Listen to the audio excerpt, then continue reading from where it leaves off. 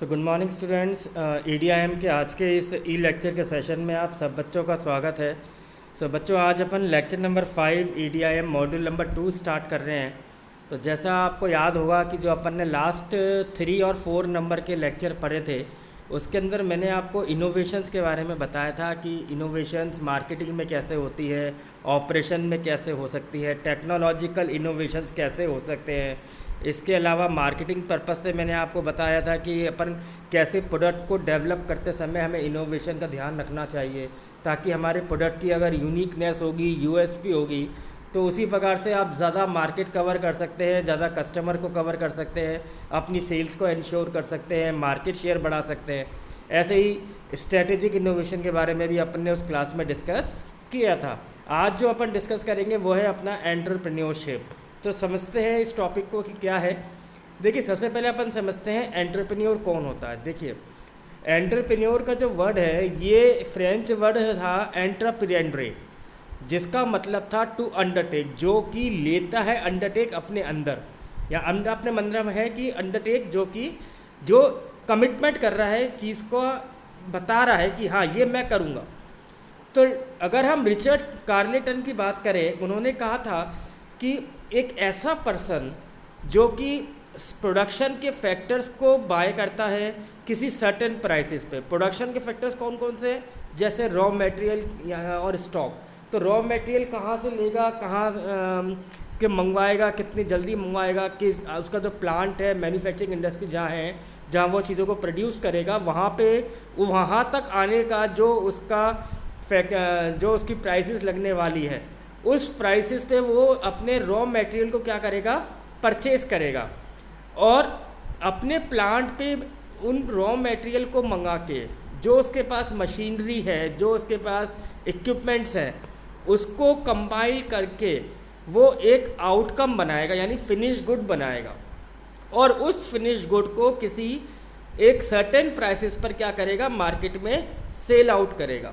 तो Richard Carleton ने ये कहा कि वो पर्सन जो कि प्रोडक्शन से रिलेटेड सभी फैक्टर्स को किसी प्राइस पर ख़रीदता है, अपने प्लांट पे मंगाता है, उनको प्रोसेस के थ्रू फिनिश गुड में चेंज करता है और मार्केट में जाके उसको किसी प्राइस पे बेच देता है, वो होता है एंटरप्रेन्योर। इसके अलावा एक ऐसा इंडिविजुअल पर्सन जो अब एम्प्लॉय के तौर पे काम करना नहीं चाहता, जो कि अपना काम खुद करना चाहता है, जो किसी के अंडर में काम करना नहीं चाहता, किसी ऑर्गेनाइजेशन में काम करना नहीं चाहता, अब वो अपने आप पे अपने पैरों पे खड़े होकर self decision, self sufficient mode पे अपना खुद का एक स्टार्टअप, एक बिज़नेस स्टार्ट करना चाहता है, चाहे वो स्मॉल बिज़नेस हो, चाहे वो मीडियम बिज़नेस हो, और ये मान के चलता है कि अब अपने इस बिज़नेस पे मैं सारे रिस्क को खुद ही अवेल करूँगा, इसमें जो प्रॉफिट होगा वो मेरा होगा, लॉस होगा तो भी मेरा होगा,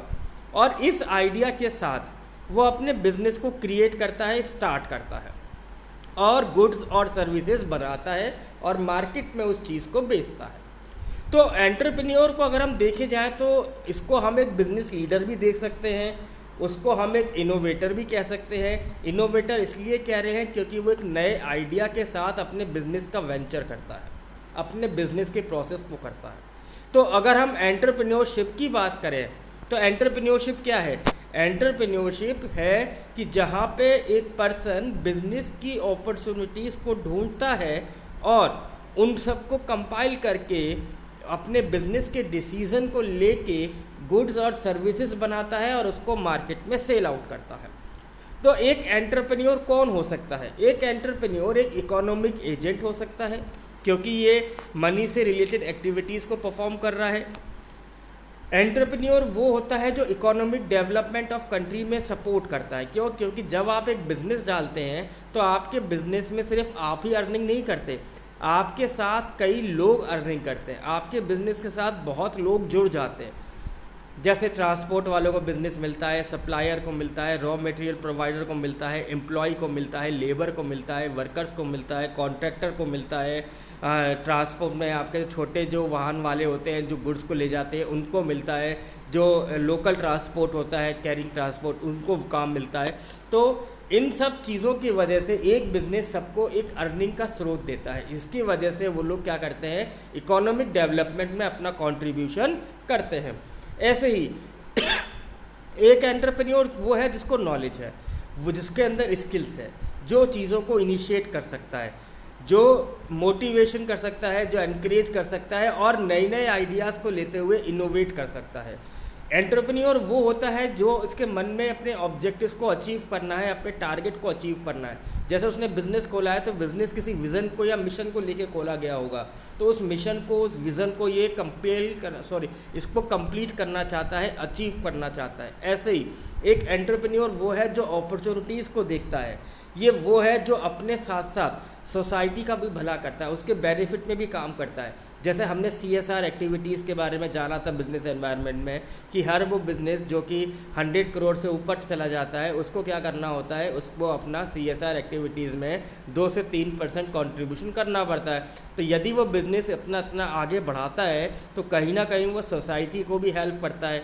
जो एम्प्लॉय उसके यहाँ काम करते हैं वो अपनी बेसिक नीड्स को फुलफ़िल कर पाते हैं, उनके साथ जो लोग जुड़े हैं वो भी अपने एक्सपेंसेस कर पाते हैं, और जिनके साथ वो परचेजिंग और सेल्स कर रहा है उनकी भी अर्निंग होती है। तो कहीं ना कहीं एक एंटरप्रेन्योर अपने साथ साथ सोसाइटी की को भी बेनिफिट देता है और उसकी नीड को भी फुलफ़िल करता है। तो यदि हम इसको एक ड्रामेटिक प्रेजेंटेशन से समझें कि एंटरप्रेन्योर होता कौन है, तो एंटरप्रेन्योरशिप और एंटरप्रेन्योर में देखिए कि एक पर्सन होता है जो कि एंटरप्रेन्योर होता है और इन बिजनेस में सभी अपॉर्चुनिटीज़ को आइडेंटिफाई भी करता है। एंटरप्रेन्योरशिप एक ऑर्गेनाइजेशन से भी होती है। क्यों? क्योंकि ऑर्गेनाइजेशन एनवायरनमेंट में काम करती है, इंटरनल और एक्सटर्नल। तो यहाँ पे एंटरप्रेन्योरशिप के अंतर्गत वो जो ऑर्गेनाइजेशन है जिस जगह पे वो काम कर रही है वहाँ पे चीज़ों को देखती है, चेंजेस को ऑब्जर्व करती है, उसको ध्यान में रखते हुए अपने बिजनेस को ग्रोथ कराते हैं और सरकार को भी अर्निंग के थ्रू टैक्सेस पे करते हैं। ऐसे ही एनवायरनमेंट भी एंटरप्रेन्योरशिप के अंदर आता है। क्यों? क्योंकि आप जिस जगह अपने बिजनेस को रन करने की सोच रहे हैं वो तो एक एनवायरनमेंट ही है ना। चाहे आपका बिजनेस किसी भी इंडस्ट्री, किसी भी प्रोडक्ट, किसी भी सर्विस से रिलेट करता हो, बट आपको उन सब से रिलेट करते हुआ टास्क जो है आपका वो तो यही है ना कि हमें अपने बिजनेस को रन करना है, गोल्स को अचीव करना है, मिशन को पूरा करना है, विज़न को अचीव करना है। तो एक एंटरप्रेन्योरशिप पर्सन, ऑर्गेनाइजेशन, एनवायरनमेंट और टास्क, इन सब चीज़ों का कॉम्बिनेशन होता है एंटरप्रेन्योरशिप। और इस एंटरप्रेन्योरशिप को स्टार्ट कौन करता है? वो होता है एंटरप्रेन्योर। ये वो पर्सन होता है जो कि बिज़नेस को स्टार्ट करता है, एक आइडिया लेके आता है और उस आइडिया को प्रैक्टिकली इम्प्लीमेंट करके फिजिकल फॉर्म में एक बिज़नेस के वेंचर का स्टार्ट करता है। अगर हम देखें कैरेक्टरिस्टिक्स ऑफ एन एंटरप्रेन्योर, क्या क्या विशेषता है। अब देखिए, अगर हर एक पर्सन क्या है कभी ना कभी ये ज़रूर सोचता है कि मुझे भी बिज़नेस करना चाहिए, बट हर पर्सन जो है बिजनेसमैन बन नहीं सकता। अगर आप अपने यहाँ पे एक एंटरप्रेन्योर बनना चाहते हैं, अगर आपका ये टारगेट है कि मुझे भी एक एंटरप्रेन्योर बनना है, तो आपको अपने अंदर इन कैरेक्टरिस्टिक्स को एक बार सेल्फ इवेल्युएट कर लेना चाहिए। यदि आपके अंदर ये सारी कैरेक्टरिस्टिक्स है तो आप अपने आप को एंटरप्रेन्योर बनाने के लिए मोटिवेशन दीजिए, अपने और ज़्यादा वर्क करिए। तो पहला होता है एक्शन ओरिएंटेड। जो एंटरप्रेन्योर्स होते हैं ना वो लेज़ी नहीं होते हैं, वो काम करना चाहते हैं, वो कुछ भी हो वो वर्क को परफॉर्म करना चाहते हैं, टास्क को अचीव करना चाहते हैं, इसलिए they are called an action oriented. ये हमेशा एक्टिव रहते हैं, इनके आसपास दुनिया में, एनवायरनमेंट में, सोसाइटी में, नेबर में कहाँ कुछ हो रहा है, कहाँ क्या अपॉर्चुनिटी है, इस चीज़ के रिगार्डिंग ये बहुत ज़्यादा अवेयर होते हैं। फिर आता है कि जो एंटरप्रेन्योर होते हैं ना ये हाईली मोटिवेटेड इंडिविजुअल्स होते हैं। ये वो लोग हैं जो इतने ज़्यादा एनकरेज के अंदर होते हैं और ये रिस्क लेना जानते हैं। ये कहते हैं कि यदि हमें लाइफ में कुछ करना है, कैरियर में डेवलप करना है या अपने बिजनेस को स्टार्ट करना है तो हमें रिस्क लेने पड़ेंगे। और रिस्क लेने के बाद ये ऐसे गोल्स को सेट करते हैं ताकि इन गोल्स को अचीव करने के साथ साथ इनको मोटिवेशन भी मिले और अपने बिजनेस की ग्रोथ को भी ये कराएं। ऐसे ही एंटरप्रेन्योर कौन होता है? जिसके अंदर डिटर्मिनेशन होती है, कमिटमेंट होता है। कमिटमेंट होता है अपने कैरियर के लिए, कमिटमेंट होता है अपने ऑब्जेक्टिव्स के लिए, कमिटमेंट होता है कुछ कर दिखाने का कि मुझे अपना बिजनेस स्टार्ट करना ही है। देखिए, आप कोई भी काम करना चाहेंगे, हडल्स तो आएंगे, बैरियर्स भी होंगे, तो एक तो ये कि उन हडल्स को, उन बैरियर्स को देख के लोग रुक जाते हैं, और कुछ ऐसे होते हैं जो इन हडल्स और बैरियर्स को ओवरकम करते हुए, ओवरलुक करते हुए आगे बढ़ते चले जाते हैं। ऐसे ही जो एंटरप्रेन्योर होता है वो क्रिएटिव भी होता है, क्योंकि वो नए नए आइडियाज़ को आइडेंटिफाई करता रहता है, इनोवेट करता रहता है, इसलिए हम उसको क्रिएटिव भी कहते हैं। और ये रिजल्ट ओरिएंटेड भी होते हैं, जब तक ये आउटकम नहीं ले आते तब तक ये उस पर वर्क करते रहते हैं। ये हार्ड वर्कर भी होते हैं और अपने एम्प्लॉयज़ को काम करने के बदले में फाइनेंशियल रिवॉर्ड्स भी देते हैं, क्योंकि इनको पता है कि एम्प्लॉय के साथ ही उसका बिज़नेस चल रहा है। यदि एम्प्लॉय डिस्करेज में आएगा तो उसका बिज़नेस नहीं चलेगा। ऐसे ही इनको अगर कोई रेस्पॉन्सिबिलिटी मिलती है ना एंटरप्रेन्योर्स को, ये उसको बड़े एंथुजियास्ट होके लेते हैं। ये कहते हैं कि जितनी रेस्पॉन्सिबिलिटीज़, जितनी टफ सिचुएशंस को हम कॉप कर पाएंगे, उतना ही हमारे अंदर और ज़्यादा इनोवेशन, हमारे अंदर और ज़्यादा डेडिकेशन आता चला जाएगा। ये सेल्फ कॉन्फिडेंट होते हैं, ये डेडिकेटेड होते हैं, इनके ये गोल्स को डिटरमाइन करते हैं और ख़ुद उन गोल्स को अचीव करने के पीछे लगे रहते हैं। ये दे आर द थिंकर्स। ये थिंकर्स इसलिए हैं क्योंकि ये हर वक्त सोचते हैं। ये अपने आसपास की चीज़ों को जब ऑब्ज़र्व करते हैं ना, तो वहाँ से कुछ ना कुछ सोचते निकालते हैं, तो इसलिए हम उनको थिंकर्स भी कहते हैं। ऐसे ही ये इंटेलिजेंट भी हैं, इनकी इमेजिनेशन बहुत स्ट्रॉन्ग है, तभी तो ये क्रिएटिव बन सकते हैं। और ये इंडिविजुअल के तौर पे इतने ताकतवर होते हैं कि इनको कोई भी हर्डल, कोई भी बैरियर इनके इन फ्यूचर गोल्स को अचीव करने से नहीं रोक सकती। तो एक बार अगर आप भी अपने आप को एंटरप्रेन्योर या अपना बिजनेस के लिए सोचते हैं, तो आप ये देख लीजिए कि क्या आपके अंदर इन सभी कैरेक्टरिस्टिक्स का मौजूद है या नहीं। तो जैसे मैंने आपको कहा कि एंटरप्रेन्योरशिप क्या है, एंटरप्रेन्योरशिप एक एंटरप्रेन्योर के द्वारा स्टार्ट किया जाता है, एक न्यू आइडिया के साथ स्टार्ट किया जाता है। आइडिया के लिए आपको प्रोसेस करना ज़रूरी होगा। प्रोसेस में आपको रॉ मटेरियल, अगर आप अपना बिज़नेस कर रहे हैं तो स्टार्टिंग यानी रॉ मटेरियल कहाँ से मंगाएंगे, किस तरीके से आप अपने लिए रॉ मटेरियल का अरेंज करेंगे, कहाँ उसको आप फिनिश गुड के अंदर आप उसको प्रोसेस को स्टार्ट करेंगे, ये सारी चीज़ें आपको सोचनी पड़ेंगी। एक एंटरप्रेन्योरशिप के अंदर जो एंटरप्रेन्योर होता है वो अपने बिज़नेस को वैल्यू के तौर पे देखना चाहता है। वो प्रॉफिट और नॉन प्रॉफिट से नहीं घबराता, वो अपने बिज़नेस को ग्रोथ पे देखना चाहता है।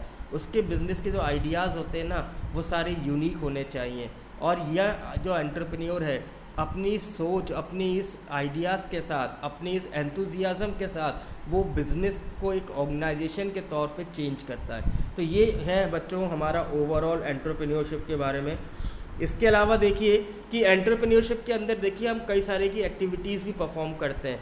यदि हम एंटरप्रेन्योर और एंटरप्रेन्योरशिप के बीच में देखें तो देखिए रिलेशनशिप क्या है। एंटरप्रेन्योर एक पर्सन है, एंटरप्रेन्योरशिप एक प्रोसेस है। एंटरप्रेन्योर विजुलाइजर होता है, एंटरप्रेन्योरशिप एक विज़न है क्योंकि हम एक स्टार्ट कर रहे हैं बिज़नेस। एंटरप्रेन्योर के अंदर ऑर्गेनाइज़र होता है, हम वो एक ऑर्गेनाइजेशन है। एंटरप्रेन्योर डिसीजन मेकर है तो वो एक डिसीजन मेकिंग है। एंटरप्रेन्योर अगर इनोवेटर है तो एंटरप्रेन्योरशिप एक इनोवेशन है। एंटरप्रेन्योर यदि रिस्क बियरर है तो वो रिस्क बियरिंग है। एंटरप्रेन्योर यदि मोटिवेटर है तो वो मोटिवेशन है। एंटरप्रेन्योर क्रिएटर है तो वो क्रिएशन है। एंटरप्रेन्योर लीडर है तो वो लीडरशिप है। एंटरप्रेन्योर मैनेजर है तो वो मैनेजमेंट है। एंटरप्रेन्योर इनिशिएटर है तो वो इनिशिएशन है। इनोवेटर एक प्लानर है तो एंटरप्रेन्योरशिप एक प्लानिंग है। एंटरप्रेन्योर एक टेक्नीशियन है तो वो टेक्नोलॉजी है। ऐसे ही हमारे लिए ये सारी चीज़ें हमें समझ में आती हैं कि एंटरप्रेन्योर और एंटरप्रेन्योरशिप के बीच में क्या रिलेशनशिप होना चाहिए। यही है बच्चों आज का टॉपिक। आई होप कि आपको ये समझ में आ गया होगा। Thank you very much.